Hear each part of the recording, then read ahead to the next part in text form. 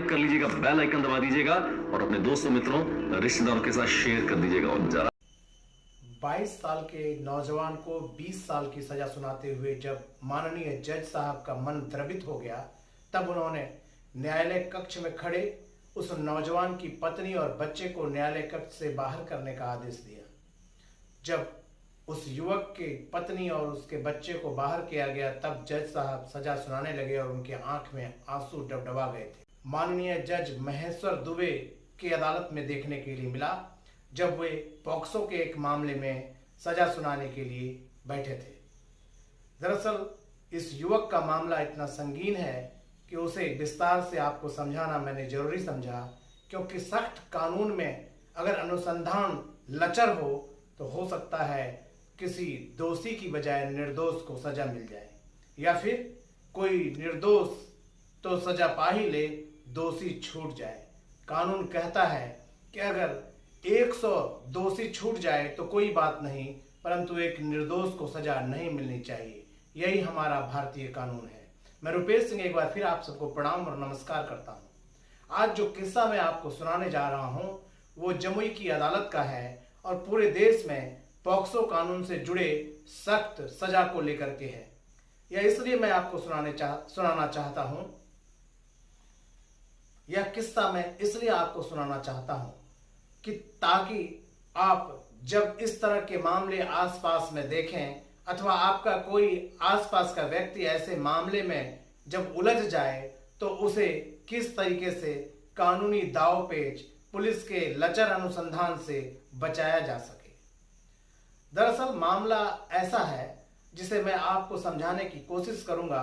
तो आपको भी, साधारण दिमाग वाले को भी, जो कानूनी दांवपेच नहीं समझते हैं, जो लीगल भाषा नहीं समझते हैं, जो वकील नहीं हैं, उन्हें भी इतनी बात समझ आ जाएगी कि आज कानून की धारा बदलने की बजाय कानून के अनुसंधान करने वाली एजेंसी, चाहे वो पुलिस हो, चाहे वो मेडिकल रिपोर्ट, पोस्टमार्टम रिपोर्ट और जख्म प्रतिवेदन बनाने वाले डॉक्टर, उनको अगर सुधारा नहीं गया तो जांच करने की आवश्यकता नहीं समझती और उसे अपराधी भी नहीं बनाती। इतना ही पर अगर मामला शांत हो जाता तो समझा जा सकता था कि यह मामला ऐसा ही अनुसंधान में आया होगा। लेकिन सच यह है कि पुलिस ने 5 अतिथियों को तो चार्जशीट में आरोपित कर दिया। उस लड़की, नाबालिग 16 साल की लड़की को बुलाकर ले जाने वाले फूफा का नाम FIR से लेकर चार्जशीट तक कहीं भी नहीं आया। लेकिन जब केस का ट्रायल शुरू हुआ, चूंकि 16 वर्ष से नीचे के जो भी बालक या बालिका हैं उनके साथ यौन अपराध अथवा बाल पोर्नोग्राफी को रोकने के लिए 2012 में सख्त कानून बनाए गए थे, इसलिए इस मामले को पॉक्सो यानी यौन, बच्चों से यौन अपराध और बाल पोर्नोग्राफी की जो धारा है, जो एक्ट है, उसके तहत जो कानून बना है पॉक्सो एक्ट, उसके लिए विशेष न्यायालय बनाया गया है और उस विशेष न्यायालय में महेश्वर दुबे जी माननीय के कोर्ट में यह मामला ट्रायल चलने लगा। ट्रायल के दौरान कई गवाह की गवाही हुई, कई साक्ष्य प्रस्तुत किए गए और अंततः महेश्वर दुबे जी ने उन 5 अतिथियों में से एक व्यक्ति को साक्ष्य के प्राप्त होने के बाद, जो संतोष राय है, जो खातीग्राम का रहने वाला है, उसे सजा सुनाई। बाकी 3 लोगों को रिहा कर दिया गया क्योंकि उनके खिलाफ साक्ष्य नहीं था और अभियोजन यानी सरकार यानी पीड़ित के पक्ष के अधिवक्ता उन तीनों पर कोई अपराध साबित नहीं कर पाए, इस कारण उन्हें रिहा कर दिया गया। अब सवाल यह उठता है कि जब FIR में उन 5 अतिथियों का नाम है, अब सवाल यह उठता है कि जब उस बच्ची को बुलाकर उसका फूफा जो गांव का है वह ले जाता है, उसका नाम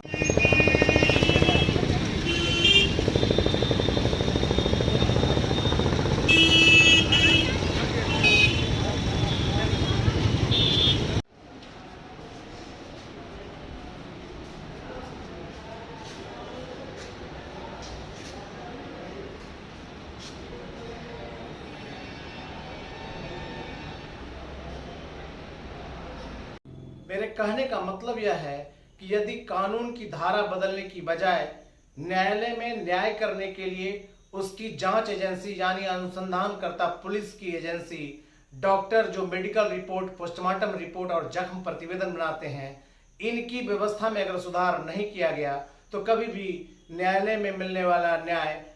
आम जनता की नज़र में निष्पक्ष नहीं हो सकता है और तब न्यायालय कक्ष में न्याय के लिए बैठे न्यायाधीश के आंख में आंसू आना स्वाभाविक ही है।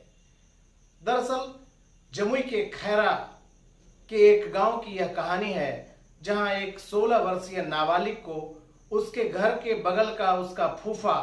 बालदेव राय बुलाकर अपने घर यह कहकर ले जाता है कि उसके घर में 4-5 अतिथि आए हैं, वह चाय नाश्ता बनाकर उन्हें चाय नाश्ता परोस दे। माँ तैयार हो जाती है और जब फूफा उस बच्ची को लेकर अपने घर जाता है, 11 बजे तक वह बच्ची नहीं लौटती है। तब माँ खोजने जाती है और तब वह पाती है कि उसकी बच्ची खेत में पड़ी है, जहाँ से वह बदहवास अपनी माँ के पास दौड़कर आती है और बताती है कि उसके साथ यौन अपराध हुआ है, उसके साथ दुष्कर्म हुआ है। ऐसे मामले में जब पुलिस एफआईआर दर्ज करती है तो उसके घर में आए 5 अतिथियों का नाम तो है, परंतु उसके फूफा यानी लड़की को घर से बुलाकर ले जाने वाले बालदेव राय का नाम कहीं एफआईआर में नहीं है। और तो और पूरे अनुसंधान के दौरान कहीं भी बालदेव राय का नाम नहीं आया और बालदेव राय से पूछताछ, उसके बयान लेने तक को पुलिस तैयार नहीं हुई। चार्जशीट यानी आरोप पत्र दाखिल हुआ। आरोप पत्र आप सब समझते हैं कि जब पुलिस कोई अनुसंधान पूरा करती है तो अपने अनुसंधान को पूर्ण करने के बाद उस मामले में दोषी मानकर पुलिस की नज़र में किसी भी व्यक्ति को आरोपित करती है। इसे ही आरोप पत्र कहते हैं। इस आरोप पत्र में भी 5 अतिथियों का नाम तो है, परंतु उस बालदेव राय का कोई नाम नहीं है जो उस बच्ची को बुलाकर ले गया और बच्ची जब देर रात तक नहीं लौटी और उसके साथ दुष्कर्म हो गया तो आखिर बालदेव राय कहाँ था और उसने इन सब बातों को लेकर क्या जवाब दिया, यह बताने के लिए कोई तैयार नहीं है और पुलिस इन बातों को जानना नहीं चाहती। आप अंदाज करिए कि जिस बच्ची को बुलाकर जो व्यक्ति अपने घर अतिथियों को खाना परोसने ले जाता है, वह दुष्कर्म के बाद कहीं भी इस पूरे प्रकरण में सामने नहीं आता और पुलिस भी उससे पूछताछ करने की आवश्यकता नहीं समझती और उसे अपराधी भी नहीं बनाती। इतना ही पर अगर मामला शांत हो जाता तो समझा जा सकता था कि यह मामला ऐसा ही अनुसंधान में आया होगा, लेकिन सच यह है कि पुलिस ने 5 अतिथियों को तो चार्जशीट में आरोपित कर दिया। उस लड़की नाबालिग 16 साल की लड़की को बुलाकर ले जाने वाले फूफा का नाम एफआईआर से लेकर चार्जशीट तक कहीं भी नहीं आया। लेकिन जब केस का ट्रायल शुरू हुआ, चूंकि 16 वर्ष से नीचे के जो भी बालक या बालिका हैं उनके साथ यौन अपराध अथवा बाल पोर्नोग्राफी को रोकने के लिए 2012 में सख्त कानून बनाए गए थे, इसलिए इस मामले को पॉक्सो यानी यौन बच्चों से यौन अपराध और बाल पोर्नोग्राफी की जो धारा है, जो एक्ट है, उसके तहत जो कानून बना है पॉक्सो एक्ट, उसके लिए विशेष न्यायालय बनाया गया है और उस विशेष न्यायालय में महेश्वर दुबे जी माननीय के कोर्ट में यह मामला ट्रायल चलने लगा। ट्रायल के दौरान कई गवाह की गवाही हुई, कई साक्ष्य प्रस्तुत किए गए और अंततः महेश्वर दुबे जी ने उन 5 अतिथियों में से एक व्यक्ति को साक्ष्य के प्राप्त होने के बाद, जो संतोष राय है, जो खातीग्राम का रहने वाला है, उसे सजा सुनाई। बाकी 3 लोगों को रिहा कर दिया गया क्योंकि उनके खिलाफ साक्ष्य नहीं था और अभियोजन यानी सरकार यानी पीड़ित के पक्ष के अधिवक्ता उन तीनों पर कोई अपराध साबित नहीं कर पाए, इस कारण उन्हें रिहा कर दिया गया। अब सवाल यह उठता है कि जब एफआईआर में उन 5 अतिथियों का नाम है, अब सवाल यह उठता है कि जब उस बच्ची को बुलाकर उसका फूफा जो गांव का है वह ले जाता है, उसका नाम जब मैं इस मामले का अध्ययन करने लगा तो मैंने पाया कि पुलिस जो अनुसंधान करने वाली एजेंसी है, क्योंकि न्यायालय के पास कोई इस तरह की बात नहीं है कि वो खुद जांच कर सकती है। ऐसे में पुलिस की जांच में जिस बालदेव राय का नाम कहीं नहीं आया,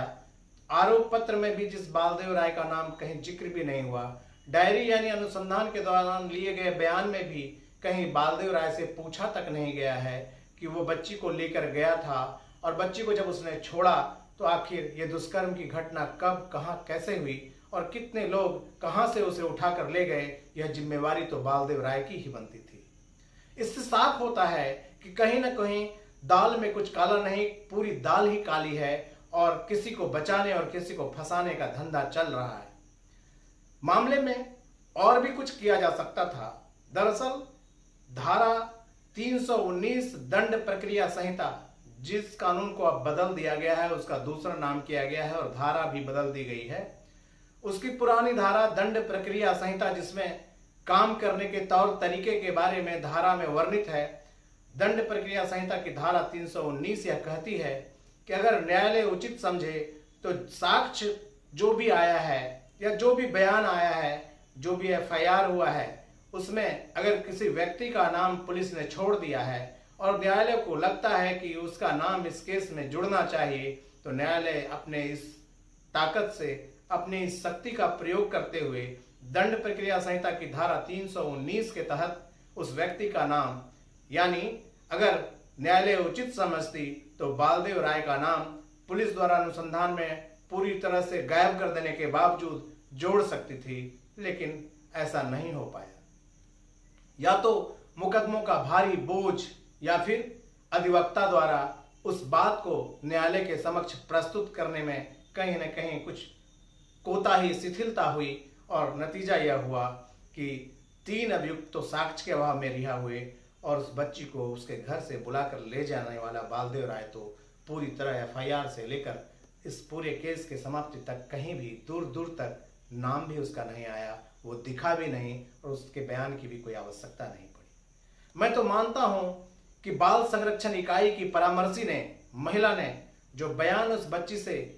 8/2/2024 को घटी इस घटना के बाद महज 3-4 दिन के बाद जो बयान लिया था, उस बयान को भी अगर पुलिस ने पढ़ लिया होता, उस बयान को भी अगर अधिवक्ता ने न्यायालय के समक्ष प्रस्तुत कर दिया होता, उसे अगर प्रूफ कर दिया जाता, उसे अगर प्रदर्शन अंकित करा दिया जाता, यानी न्यायालय के संज्ञान में लाया जा सकता था। अगर लाया जाता तो किसी अनुसंधान की आवश्यकता नहीं थी, क्योंकि बाल संरक्षण इकाई की परामर्शी जो कानून की इतनी जानकार नहीं होती है, जो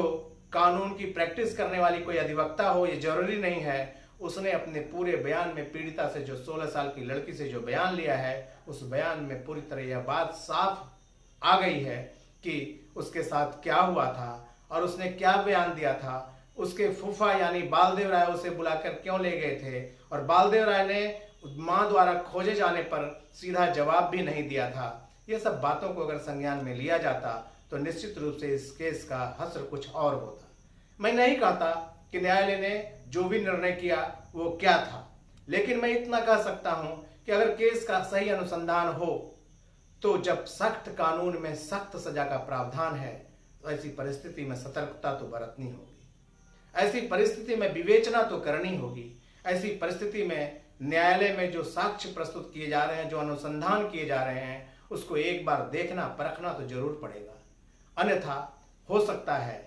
कि कोई निर्दोष सजा पा जाए, और वो सजा कितनी बड़ी होगी आप इसका अंदाजा लगा सकते हैं कि अगर कोई 22 साल का युवक 20 साल की सजा पाकर इस सख्त कानून में जेल में जाता है, तो वो जब निकलेगा तो हो सकता है अपनी जिंदगी की पूरी अवधि गंवा देगा, और जब उसके पास उसकी पत्नी, उसके बच्चे, उसके परिवार का दायित्व हो तो उन परिवारों का क्या होगा। लेकिन न्यायालय कभी भी संवेदना अगर रखेगी, किसी से प्रभावित होगी, वो निर्णय नहीं कर पाएगी। मैंने जब अपने चैनल का नाम ये अंधा कानून रखा था तो हमारे अधिवक्ता साथियों ने भी कहा था कि आप ये अंधा कानून क्यों रख रहे हैं। ये अंधा कानून और न्याय की देवी की आंख पर पट्टी जो बंधी थी, उसका मतलब ये था कि न्यायालय में जो भी साक्ष्य प्रस्तुत किए जाएंगे, न्यायालय के समक्ष जो कुछ भी रखा जाएगा, चाहे वो सामने कोई भी खड़ा हो, वो अमीर हो, गरीब हो, रसूखदार हो, या जैसा भी व्यक्ति हो, न्यायालय के सामने जो साक्ष्य होगा उसके आंख पर पट्टी बंधी है, वो किसी को पहचानती नहीं है। वो साक्ष्य, गवाह और जो भी उसके समक्ष प्रस्तुत किया जाएगा दस्तावेज, उसको देख करके निर्णय करेगी। इसलिए आंख पर पट्टी बांधी गई थी, लेकिन ये पट्टी भी खोल दी गई, न्याय की देवी के आंख से पट्टी हटा दी गई है। अब ये पट्टी क्यों हटाई गई यह विवेचना में समझ नहीं पाया, लेकिन मैं तब यह समझता था जब न्याय की देवी की आंख पर पट्टी बंधी थी और मैंने वकालत ज्वाइन किया था, तो हमने इस पर जानकारी मांगी थी और हमारे वरिष्ठ अधिवक्ताओं ने मुझे बताया था, कानून में ये बातें लिखी थी जिसे मैंने पढ़ा था। जब 1995 में मैंने वकालत ज्वाइन की थी, तब मैंने जमुई के सबसे बड़े अधिवक्ता क्रिमिनल लॉयर पंचानन बाबू पंचानन सिंह के यहाँ वकालत शुरू किया था। मैंने उनसे आग्रह किया था कि मैं आपका ही जूनियर बनूंगा ताकि मैं आपसे कुछ सीख सकूं। मैंने जब उनसे बात करने में भी जूनियर को डर लगता था, मैंने उनसे आग्रह करके भारी भीड़ होने के बावजूद, उनके इनकार के बावजूद उनसे कहा था कि मैं जगह भी बना लूंगा और मैं आपसे सीख भी लूंगा, आपको कुछ नहीं करना है, आप सिर्फ अनुमति दे दीजिए, आप सिर्फ परमिशन दे दीजिए। मैं जब उनके साथ वकालत करने लगा, करीब 10 साल मैंने उनके सानिध्य में वकालत किया और मैंने जो कुछ भी सीखा है ऐसे वरिष्ठ क्रिमिनल लॉयर से सीखा है, तो उनसे मैं अक्सर कुछ बातों को लेकर डिबेट करने लगता था, उनसे चर्चा करने लगता था सीखने के ख्याल से। वो बोलते भी थे कि तुम ऐसे सवाल पूछ देते हो जो मुश्किल खड़ा कर देता है। मैंने उनसे पूछा था, मुझे याद आता है, वकालत किए मुझे 1 साल भी नहीं गुजरा था, मैंने कहा था कि जब वरिष्ठ अधिवक्तागण भी यह कहते हैं कि जो जांच करने वाली एजेंसी है पुलिस से आप जाकर के डायरी लिखवाइए, पुलिस से जाकर के अपनी रिपोर्ट लिखवाइए, डॉक्टर से इंजरी अगर ग्रीवियस है उसको सिंपल कराइए, डॉक्टर से जो रिपोर्ट आनी है जख्म की उसको हल्का कराइए, और फिर न्यायालय में जब हम जाते हैं तो एक लाइन में एक अधिवक्ता अपने जज साहब के सामने यह दलील देता है कि ये इंजरी सिंपल है तो उसे बेल हो जाता है, और अगर डॉक्टर इंजरी ग्रीवस लिख दे यानी गंभीर किस्म का चोट लिख दे तो उसका बेल रिजेक्ट हो जाता है। तो मैंने उनसे पूछा था कि यदि डॉक्टर के इंजरी को प्रभावित करके, क्योंकि अब डॉक्टरों द्वारा जो जख्म प्रतिवेदन, पोस्टमार्टम रिपोर्ट और इंजरी वगैरह बनाई जाती है उसे पैसे से खरीदने की कई घटनाएं हो चुकी है, नई बात नहीं रह गई है। तो ऐसी परिस्थिति में अगर किसी ग्रीवस इंजरी को सिंपल यानी साधारण किस्म का दिखा दिया जाए तो बेल हो जाएगा, और अगर उसी सिंपल को ग्रीवस यानी गंभीर दिखा दिया जाए तो व्यक्ति जेल चला जाएगा। तो फिर वकालत और वकील का क्या काम है? मैंने तो किताबों में पढ़ा है कि जो वकालत है, जो कानून है, उसकी विवेचना करके अपनी दलील पेश करके वकील किसी को न्याय दिलाता है। तो फिर डॉक्टर की इंजरी लिखे जाने से अगर आप जाकर कोर्ट में सजा दिलाने, बेल दिलाने और जेल भेजने की बात करते हैं तो फिर वकालत का काम क्या है?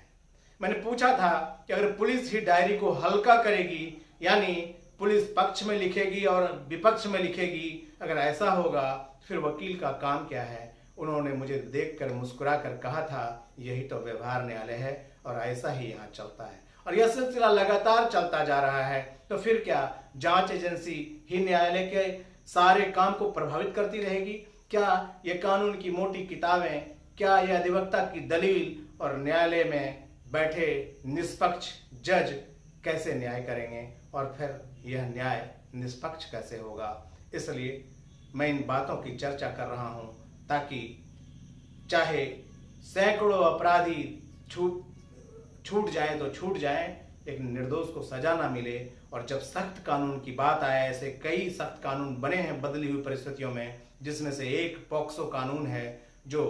नाबालिग बालक बालिकाओं के यौन अपराध से संबंधित है, उसमें सख्त सजा का प्रावधान है। ऐसे में कोई भी व्यक्ति अगर धोखे से इसमें फंसा और उसकी जांच सही ना हुई तो फिर उसका जीवन बर्बाद होना तय है। अतः धाराएं बदलकर, कानून के नाम बदलकर कानून को नहीं बदला जा सकता। उनकी जांच एजेंसी और उसकी व्यवस्था को बदलना होगा, तभी हम निष्पक्ष और तराजू के पलड़े की तरह बराबर न्याय सभी लोगों को दे सकते हैं। धन्यवाद, प्रणाम।